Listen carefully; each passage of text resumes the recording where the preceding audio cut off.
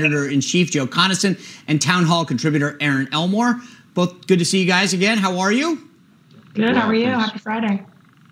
Good. Happy Friday. Erin, I'll start with you. I mean, Chip Gaines donates to his sister's campaign. I imagine I've done a lot of campaigns over my life, and the first thing you tell a candidate is go reach out to family and friends, ask for that initial contribution.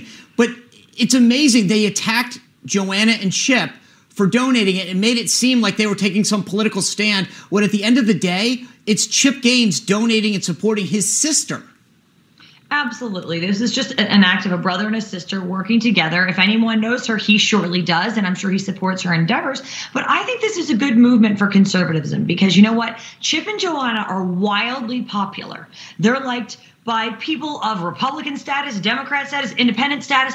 Everyone really seems to like them. And maybe this is waking people who are apolitical up and saying, hey, what is this critical race theory? Is it being taught to my children in their school? So although that they are getting air quotes canceled, hopefully this will be a teaching moment for parents out there to say, what is going on in my child's school? What are they learning? And I really hope that this woman does get elected because critical race theory should not be taught to our children. Our children are not inherently racist. Our children are not inherently an oppressor and the oppressed. This is not what our children need to be learning in the COVID environment where they haven't even learned things like math and reading and writing and English. I think enough is enough. Hopefully this is a wake-up call moment and everyone here can really get together and realize our kids need to learn the basics. Stop virtue signaling.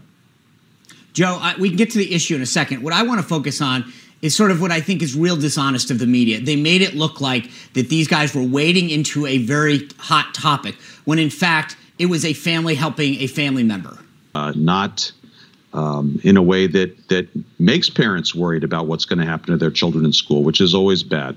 So this should happen at home. I'm glad that you say it like that. Yeah, but Joe, I'm glad you say it like that because in this case, it's if you're against critical race theory, then you're a terrible person from the left. And if you're for it, then you're a terrible person from the right. And so we do need to have a civil discussion about what this really is, what is being taught in schools. And I think there are a lot of parents out there who are very concerned about what they are being taught about our country. And people need to get on the same page and quit just canceling each other out because you say you like it or you don't like it. Absolutely. What if you don't want to censor that discussion. Let me ask this to Erin, though. Hold on, honestly. I just want to get this to Erin. Imagine if Chip and Joanna Gaines had donated to a candidate that did support it. Do you think they'd get the attention that they got now?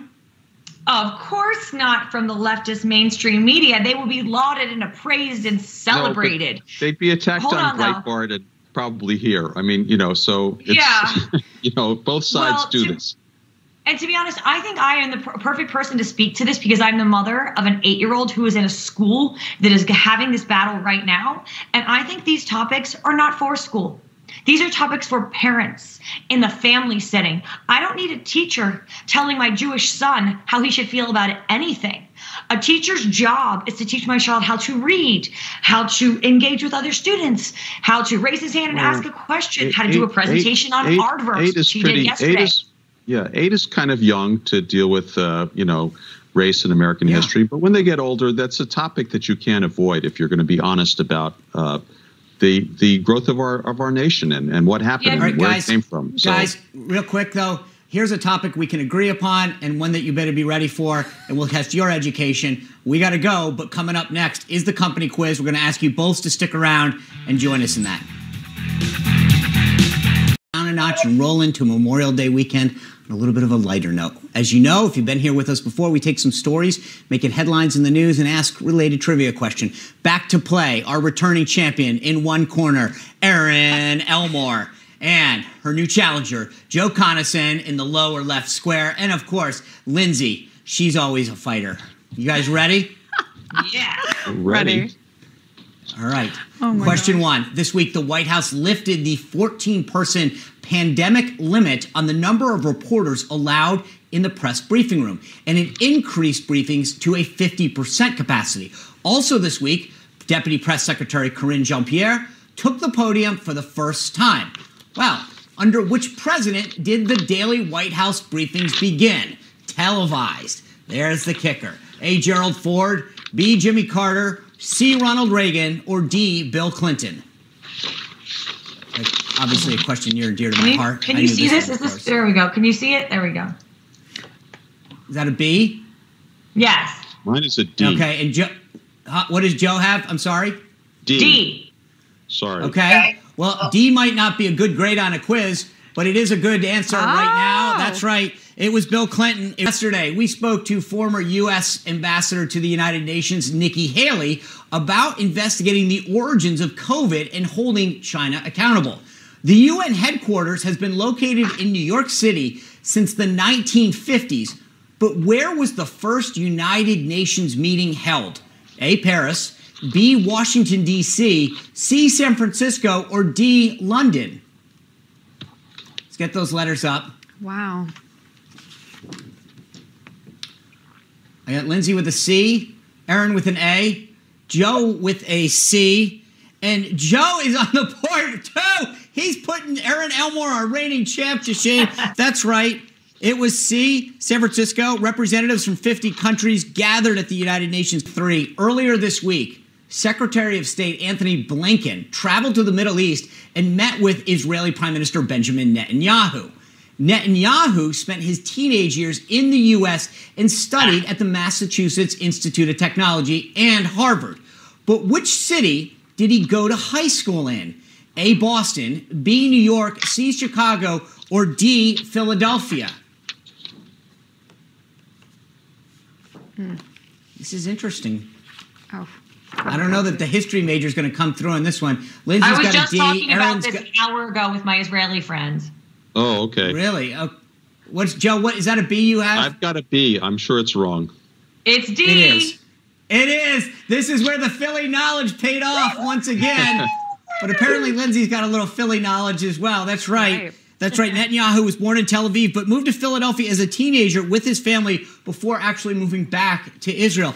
Commencement address at Notre Dame.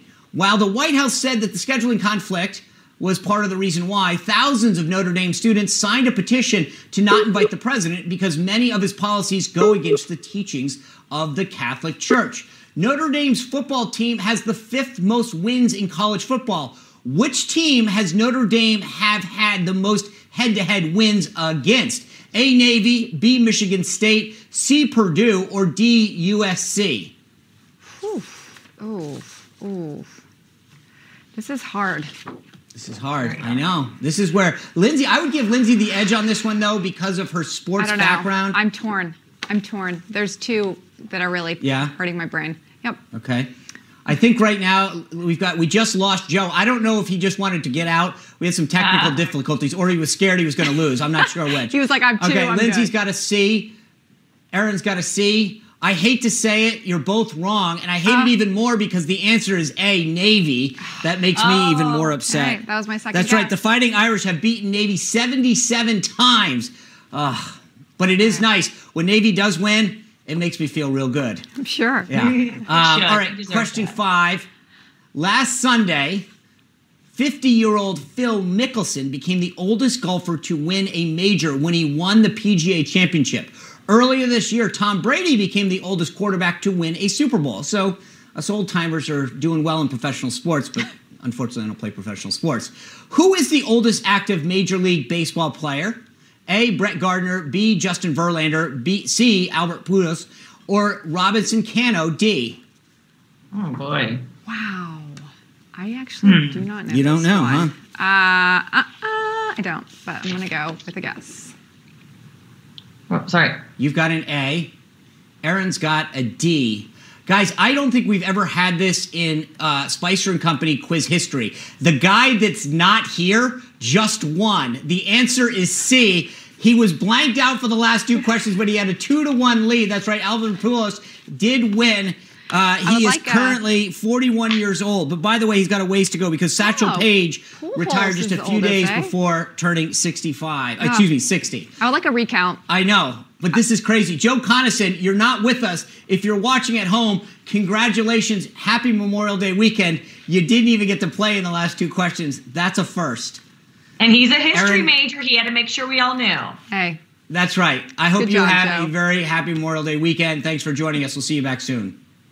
Happy Friday. Have a nice weekend. You bet. All right. The